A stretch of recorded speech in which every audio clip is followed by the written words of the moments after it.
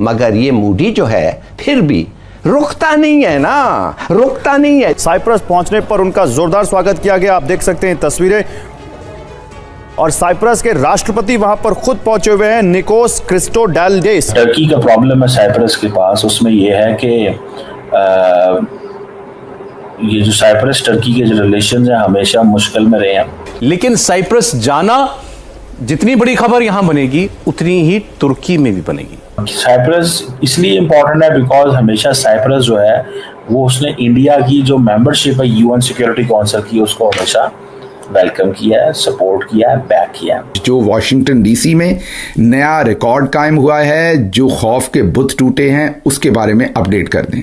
आपको पता है कि आज कॉल दे रखी थी एहतजाज की, क्योंकि फील्ड मार्शल साहब जो हैं वो अमेरिका आए हुए हैं। बतौर प्रधानमंत्री बीते 2 दशकों में पहला दौरा है साइप्रस का किसी प्रधानमंत्री या किसी भारतीय प्रधानमंत्री का। तेहरान के करीब शहरान ऑयल डिपो पर इसराइली हमला, ईरानी हुकाम इसकी तस्दीक करता है। बल्कि यहाँ तक बात की जा रही है कि पाकिस्तान को चाहिए कि वो एक तरह से इस वक्त जो झगड़ा चल रहा है इजराइल और ईरान का, उसको अपने लिए भी एक तरह का रेड फ्लैग ही समझे। साइप्रस इंडिया के लिए बड़ा मैटर करता है। 20 साल के बाद कोई Indian leader, last time Atal Bihari Vajpayee Cyprus गए थे। हेलो दोस्तों, स्वागत है आपका हमारी एक नई वीडियो में। दोस्तों, प्रधानमंत्री मोदी ने 15-16 जून 2025 को साइप्रस का दौरा किया, जो भारतीय प्रधानमंत्री का इस द्वीप राष्ट्र में 2002 के बाद पहला दौरा था।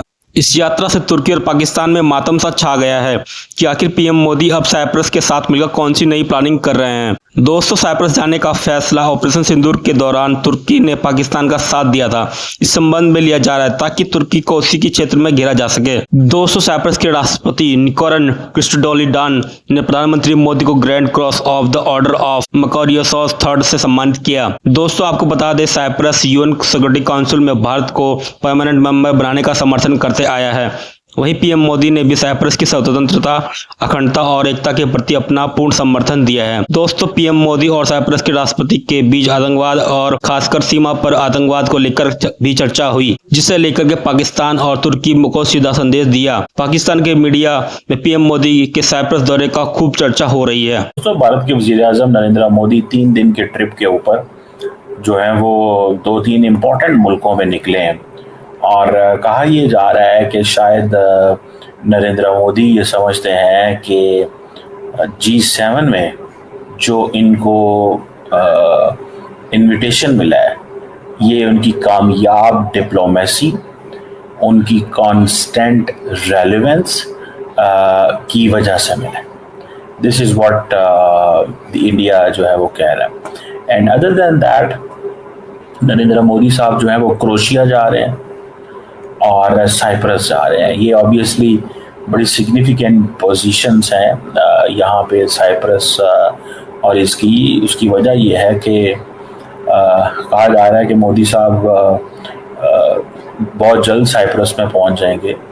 और मैं आपको, जिन लोगों को नहीं पता, बताता चलूँ कि जो साइप्रस है इंडिया के लिए बड़ा मैटर करता है। साइप्रस इंडिया के लिए बड़ा मैटर करता है। वो कैसे? मोदी साहब साइप्रस पहुंच रहे हैं 20 साल के बाद कोई Indian leader, last time Atal Bihari Vajpayee Cyprus गए थे, ठीक है जी। और इससे पहले कहा जाता है कि जवाहरलाल नेहरू जो हैं वो गए थे, और उस वक़्त की जो जवाहरलाल नेहरू ने भी जो एक ओल्ड कनेक्शन है वो बिल्ड किया, particularly non aligned movement, NAM का जो कनेक्शन है वो बिल्ड किया था। और साइप्रस की जो लीडरशिप है वो भी इंडिया आती जाती रही है माजी के अंदर में भी।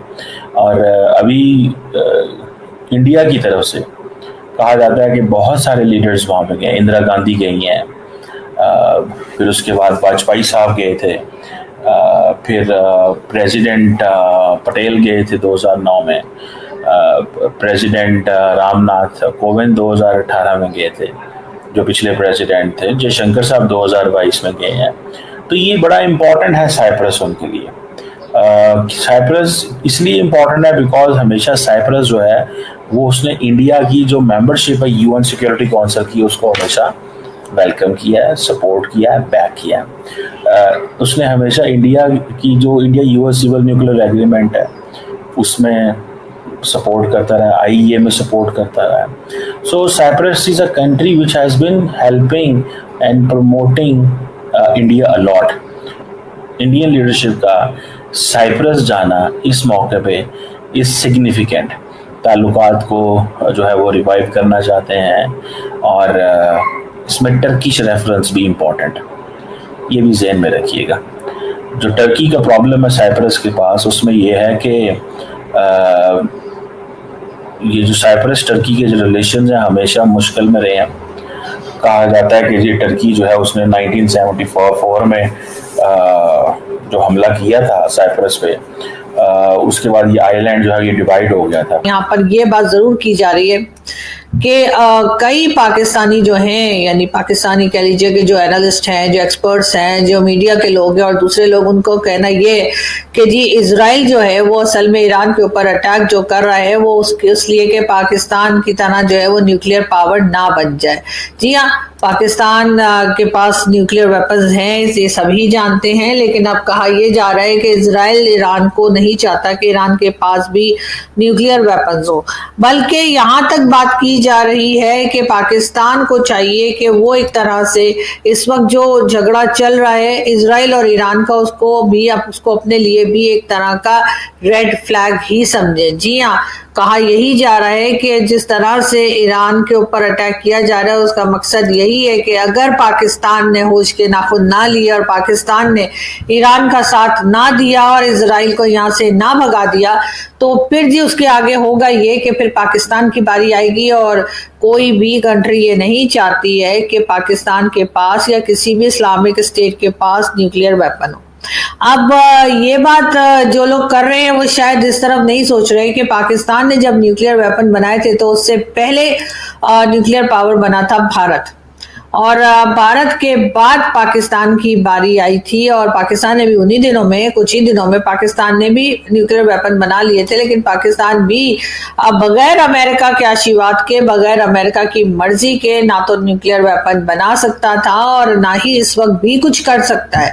पाकिस्तान को हमेशा से अमेरिका इस्तेमाल करता आया है और डेफिनेटली अमेरिका के इस्तेमाल करने की एक खास वजह ये भी है कि पाकिस्तान के साथ ही जो है आप जानते हैं कि ईरान भी है, भारत भी है, चाइना भी है, अफगानिस्तान भी है। तो इन कंट्रीज को कंट्रोल करने के लिए, इन कंट्रीज को अपने हिसाब से चलाने के लिए या किसी किस्म की धमकी या कुछ भी कहने के लिए पाकिस्तान का इस्तेमाल हमेशा से होता है।